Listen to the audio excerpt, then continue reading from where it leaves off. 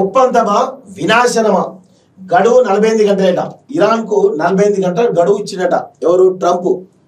కానీ ఇరాన్ ఇంటదా? మీరు ఏమన్నా చేసుకోండి, మేము యుద్ధానికి సిద్ధంగా ఉన్నాం, ప్రతిఘటిస్తాం అని చెప్పేసి చాలా స్పష్టంగా ఇరాన్ కూడా చెప్తా ఉంది. మరి ఇది ఎంత పెద్ద దానికి దారితీస్తో చూడాల్సిన అవసరం అవుతుంది. సో ఇది ఇంకా ముందుకు పోతున్నట్టు కనబడతా ఉంది. ఉద్రిక్తలు ఇంకా పెరుగుతున్నట్టుగా చాలా స్పష్టంగా కనబడతా ఉన్నాయి. సో సమయం ముంచుకొస్తోంది. హోర్ముజ్ ను తెరవాలని స్పష్టీకరణ. ఇరాన్ లోని బుషెహార్ అణు విద్యుత్ రేడియేషన్ వెలువడడం లేదు. ఇరాన్ ఎల్పిజి పెట్రో పరిశ్రమలపైకి అమెరికా ఇజ్రాయెల్ దాడులు. ఒక సిమెంట్ ఫ్యాక్టరీ కూడా ధ్వంసం. ఇది గల్ఫ్ కు మరణ శాసనమే. ఇరాన్ విదేశాంగ మంత్రి అరాచి అంటూ చూస్తాం. సో ఒక సిమెంట్ ఫ్యాక్టరీ కూడా ధ్వంసం, ఇది గల్ఫ్ కు మరణ శాసనమే అంటూ చూస్తాం. సో ఇరాన్ పైన ఇజ్రాయెల్ అమెరికా దాడులు చేస్తూ ఉంటే ఇరాన్ ప్రతిఘటిస్తూ ఉంది. గల్ఫ్ లో ఉన్నటువంటి అమెరికన్ బేస్ల పైన, అదేవిధంగా ఇజ్రాయెల్ పైన పెద్ద ఎత్తున దాడులు చేస్తూ ప్రతిఘటిస్తున్నట్టుగా కనబడతా ఉంది.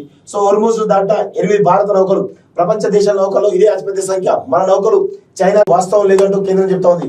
గ్యాస్ ప్యానిక్ బుకింగ్లు వద్దని సూచన అంటూ చూస్తా ఉన్నాం. సో వెంటనే ఒప్పందానికి రావాలని, లేదా హోర్ముజ్ జలసంధిని తెరవాలని, లేకుంటే ఇరాన్ కు నరకం చూపిస్తూ అమెరికా అధ్యక్షుడు ట్రంప్ చెప్తున్నాడు. సో హెచ్చరిస్తున్నాడు. సమయం దగ్గర పడుతుందని స్పష్టం చేశారు.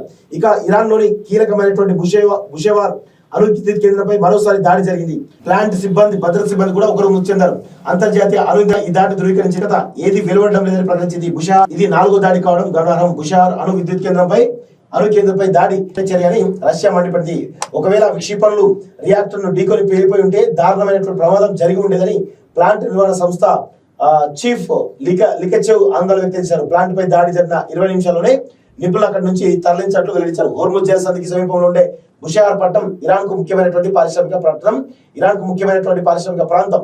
అక్కడ అణు విద్యుత్ కేంద్రం, వివిధ రకాల పరిశ్రమలతో పాటు ఇరాన్ మిలిటరీ స్థావరాలు కూడా ఉన్నాయి. కాబట్టి మొత్తానికైతే అక్కడ పెద్ద ఎత్తున దాడులు చేస్తున్నట్టుగా చాలా స్పష్టంగా అర్థమవుతోంది. ఎగుమతులు దిగుమతులు ఆగమాగం. అనిశ్చితిలో సరుకుల రవాణా. సాధారణ పరిస్థితిలో రోజుకు 3 కోట్ల టన్నులు, ప్రస్తుతం 2 కోట్ల టన్నులే. పోర్టులో సంద్రంలో నిలిచిన బియ్యం, ఆగిపోయిన మాంసం ఎగుమతులు, తగ్గిన వంటల దిగుమతులు, షిప్పింగ్ ఛార్జీలు, ప్రీమియం పైపైకి. దేశ వాణిజ్యంలో 90% నౌకలోనే సరఫరా గొలుసుకు భారీ విఘాతం అంటూ చూస్తా ఉన్నాం. సో ఇక్కడ గుర్తుపెట్టుకోవాల్సింది ఏంటంటే, వాణిజ్యం సంబంధించిన విషయంలో పెద్ద ఎత్తున ఆగమాగం అవుతుంది. వంట నూనెల విషయంలో దిగుమతి కావట్లేదట. ఇలా రకరకాలు ఉన్నాయి.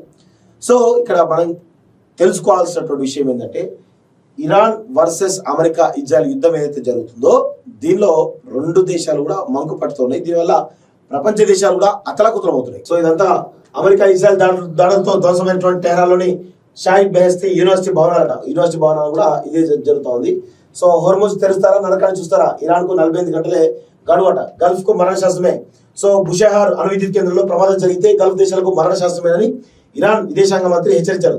అణు కేంద్రంపై అమెరికా ఇజ్రాయెల్ దాడులు ప్రాంతీయంగా తీవ్ర పరిణామాలకు దారితీస్తాయని స్పష్టం చేశారు.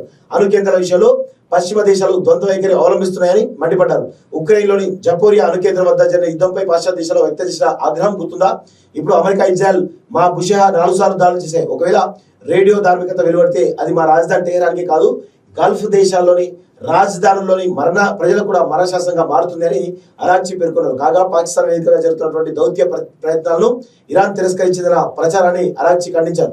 అమెరికా షరతులు పెడుతుండటంతో ప్రతిష్టంభన నెలకొందని పేర్కొన్నారంటూ చూస్తాం. అధునాతన రక్షణ వ్యవస్థలతో కూల్చేశాం, 37 సార్లు ఓడించామని చెప్పుకున్నారు కదా, చెప్పుకోండి. సో ట్రంప్ వద్ద కంటే మా వద్దే భద్రం. అమెరికా పైలట్ తల్లి ఆవేదనపై ఇరాన్ స్పందన అంటూ చూస్తాం. అమెరికాలో ఇరాన్ నేతల బంధువుల అరెస్ట్ అంటూ చూస్తాం. సో ఇది ఒక పరిస్థితి కనబడతా ఉంది. అది ఏం జరుగుతుందో ఏదో అర్థం కాని పరిస్థితి కనబడతా ఉంది. ఇది ఎంతవరకు దారిస్తో చూడాల్సిన అవసరం అయితే ఉంది.